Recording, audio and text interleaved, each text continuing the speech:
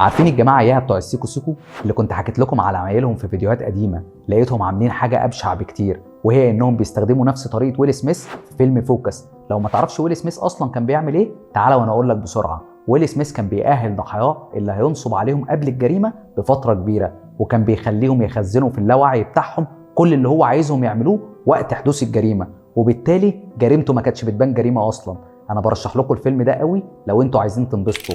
المهم بقى ان الجماعه دول بقوا بيحطوا الاطفال العرب كل الافكار اللي هم عايزينها عشان تبوظ عقولهم من وهم صغيرين في الافلام الكرتون زي الشذوذ الجنسي، وبيفهموهم ان ده عادي وان دي هي الحريه الشخصيه واحنا كعرب متخلفين. بس للاسف مش هقدر اقول لكم اسماء الكرتون او اسماء الشخصيات في الفيديو ده، لان اليوتيوب بقى بيتقمص زي العيال الصغيره وبيقفل الفيديوهات. خلي بالكم من اطفالكم، لان استراتيجيه الحرب اختلفت كتير عن زمان. عايزين يخلقوا جيل من الشاذليه.